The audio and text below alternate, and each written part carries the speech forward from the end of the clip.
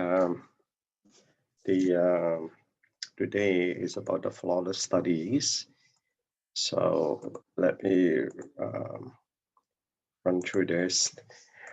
Uphold the flawless study to escape suffering, and that's what we should be doing. I will share with you about a bit about my understanding, and I call it true study, but which I'll explain to you a little bit. The Buddha used his own realization as guarantee. So obviously, because he has already realized the universal truth, and because of this, he assured us that is the path, and that's how we can build up our faith, right?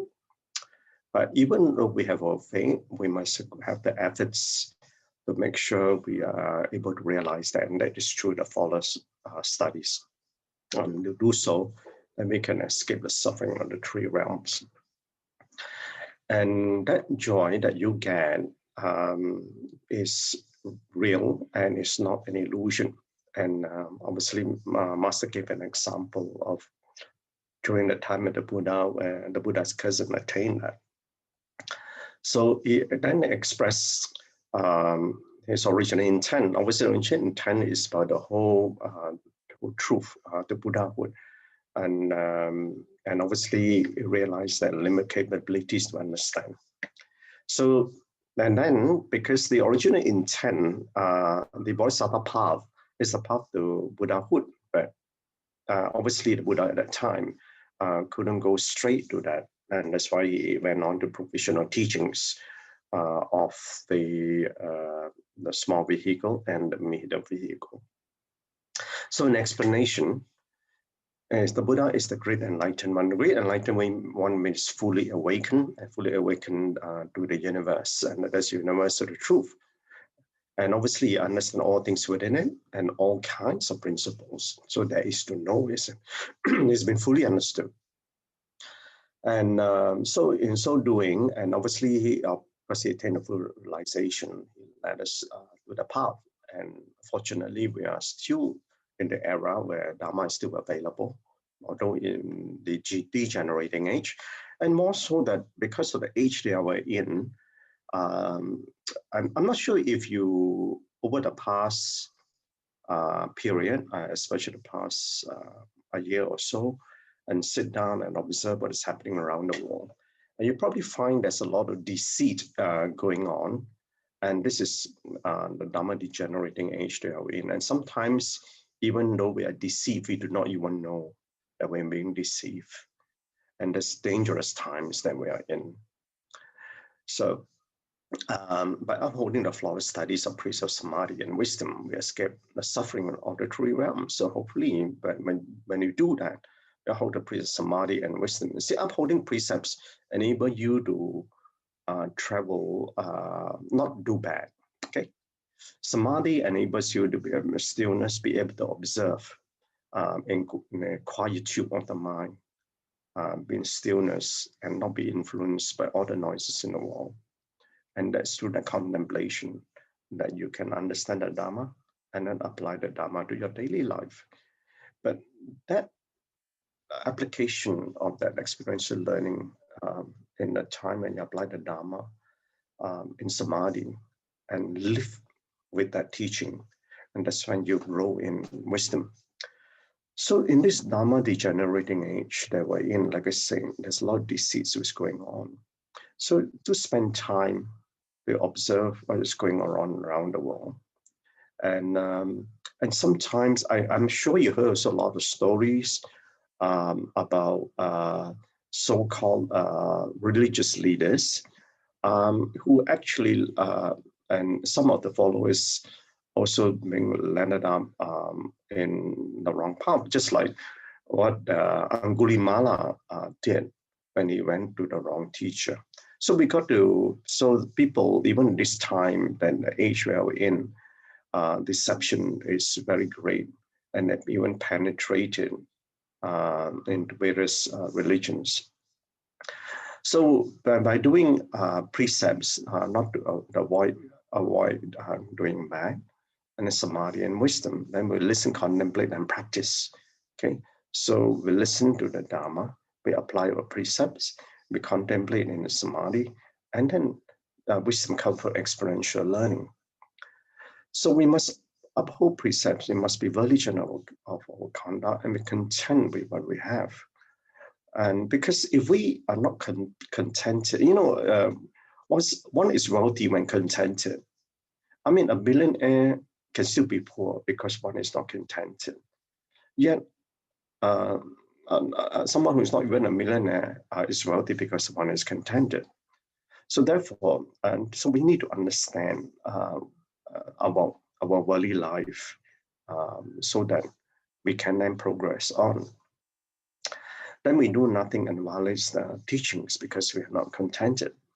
So, and the precepts is for us. They are for us to stop doing evil and guarding against our wrongdoings. So with that, we can stabilize our minds. And then when our mind is calm, and we see you can always stabilize our mind only when we are contented, right? So otherwise, we'll still be grasping on something that we still want, and they're still desirous of wanting that. And for live out the life of to understand what is right and what is wrong, but it's not obviously. I think it's obvious statement what is right, what is wrong, but in practice, we don't even know what we are doing is right or wrong, and what is right today could be wrong tomorrow. And what is right today, we do not even realize that we will hurt somebody else down the road. So this is what wisdom is about. And where do these three flawed studies come from? And it's must say from listening, contemplating, and practicing. And that's therefore, it's very important that we contemplate on what we understand, what we hear. After listening, taking down notes, how we apply the teachings in our life, and must ask various questions. And these questions are for us to search for ourselves. So we must live out the Dharma in our lives. And so live out the Dharma in our life. That is for us to really, sometimes when we apply the Dharma, we do not fully understand it. But in the course of time, you'll find that the unfoldment will grow bigger and bigger. And it's like a flower. If you have a chance to see how a flower blossom in slowly, you really understand how the blossom of the realization would arise. So if we can cultivate the flawless studies, we can take Dharma to heart and put in practice through our actions, and that's what experiential learning is about. So Master went on to talk about the joy of Mahanama, and which is a cousin of the Buddha. And here, obviously, how he expressed the joy that he had, and Buddha explained to the disciples that is actually the truth, and that's what he was expressing. So he was not false. And so sometimes when you gain certain realization, I'm sure you also would experience such joy, and it's hard to explain what this joy is, but you have to experience it to understand it, and then you will then realize that this journey, although it's one of immeasurable distance, at the end of the day, I believe that will end up with immeasurable joy. Realizing the Dharma. Now, this is important part to understand. Hearers understand principles through listening. Okay, they still continue to listen to achieve realization. Okay. I'm sure that you all have come across the monastics from the Theravada practice. And especially those, some of them, they have very deep realization. So I do, even though they are hearers, I do have a lot of respect for them. And in terms of upholding of precepts, they must be one of the strictest ones that I've come across. Pachika Buddhas here one day and again realize 1,000. Can you imagine that? And here we are on the Mahayana path or the Bodhisattva path. Have you realized 1,000 yet? So these are the things that you just imagine now. If they are the Pacceka Buddhas can realize 1,000, and yet we are on a great vehicle, we must not look down on other the hearers or the Pacceka Buddhas, and we must give due respect for them. Although they should, everybody who entered the door of Buddhahood still have to go to the door of the Bodhisattva. So, and even for them, they analyze phenomena. I mean, if phenomena, if you remember the fourfold mindfulness, right? The fourth of the fourfold mindfulness is phenomena is without self. And they can break it down to existence and non-existence. And thus they understand the principle of emptiness. Now, I think it is not easy from any one of us to understand that, to break it down. And so therefore, the growth analyzation and this demonstrate how far more that we need to travel on to realize that truth in the Dharma. There's so much more for us to learn. So Buddhahood is achieved the great vehicle, which is the Bodhisattva path. So that's without doubt. That even for the hearers and Pacceka Buddhas, they have to still enter the door of Bodhisattva. And so we are going to right to the Bodhisattva path. And so by in so doing, you can imagine that if the hearers and Pacceka Buddhas already know so much, there's a lot more for us to learn lifetime after lifetime, for us to cleanse off our heart and our mind. So when you purify our heart, be in purity, and our mind in clarity, so they can realize the truth. So the lessons learned. So there is this story of debt collection from the Buddha, and an offer of payment by Anathapindika. Now Anathapindika was the one who bought the Jeta Grove or Jetavana Gardens to cover the whole land with gold coins to buy that for the Buddha to have the ringing retreat. And so in this story, and as I've shared with you all in the past, and I just want to reiterate this, is karmic debts must be repaid. And karma never loses an address, even if you're a Buddha. Okay? And there are some other stories about the Buddha as well, and how even during his time, during his life as a Buddha, he still had to repay that. Okay?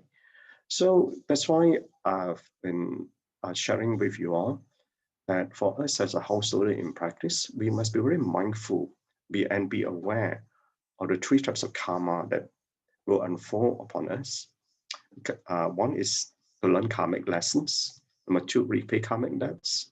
Number three is fulfill our karmic responsibilities. We cannot run away from this. And when we do this, we're actually purifying our past karmic seeds. So we must listen, contemplate, and practice with precepts. And this is what the fourth study is. And with a samadhi and wisdom. So that we can let go of our afflictions by purifying all this karma that before us. Then this other life becomes a come to our life. Our life is the greatest teacher. And because it's very specific for you. So all the things that happen in my life is for me to learn, for me to repay, and for me to fulfill. And so in doing, I learned those lessons in my life. That's why Master now emphasize, say, we could apply that to our daily life. But that's where you gain your wisdom. So the Buddha taught the Lotus Sutra to fully carry out his original intent. So original intent was obviously the dawn of Buddhahood. And that's what this intent is. So in contemplation.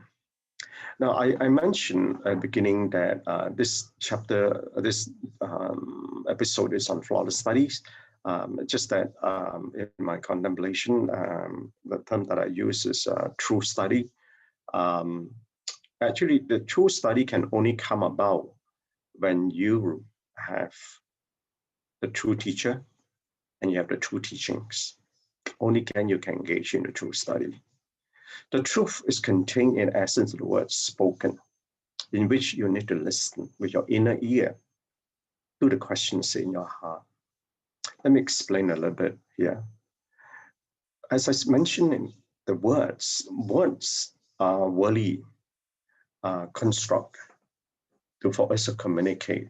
So the words are inadequate to describe what the truth is, because the truth doesn't exist in the world. So therefore, how and the words can construct in such a way that can contain the essence. So that's the reason why we need to contemplate. So when we listen with the inner ear. And this inner ear is you need to develop this. And because obviously for us, we only listen to external sensory consciousness with our ear. And this is the sound that enters. But when the sound enters into you, then you listen to the questions in your heart. So when you do, you'll find that that's the reason why sometimes you come across that the same Dharma, when you listen to, it means different things to different people. And these are the yearnings in your heart. And these yearnings in the heart, when the questions are answered, and that's where you feel the joy. And this is what I mean by listening with the inner ear. So you need to develop the inner faculties for you to listen well in the Dharma. So listening to the Buddha Dharma without the true study is academic. You just listen to the sound of worldly words and does not progress beyond just knowing. So one must progress on the steps of learning in experiencing, contemplating, and realizing that in the true study. And there's a reason why only then that you know to understand the profundity of the realization of the Dharma, so that your realization can be expounded within you and you be in oneness with the truth. So on relationship, I've got two here. The truth in the Dharma is the true teaching, which is the Buddha Dharma. But life is your greatest teacher, as I mentioned to you, and Master explained today that you must be in practice, apply it, then you can learn from that. But Master also mentioned that for us to take, and she have been mentioning for a number of times now, seize this life, seize this opportunity, and we need to cultivate that in our practice. So, and we do so, and relationship is so important for us because the relationship that you have is in your life, and it is part of your greatest teacher. So within the time to practice, the best time to practice was innumerable lifetimes ago. Now, the second best time to practice is now. Okay? With that note, brothers and sisters, thank you so much. Utmost Gan En, Brother Chin, for your remarkable, deep sharing and insight.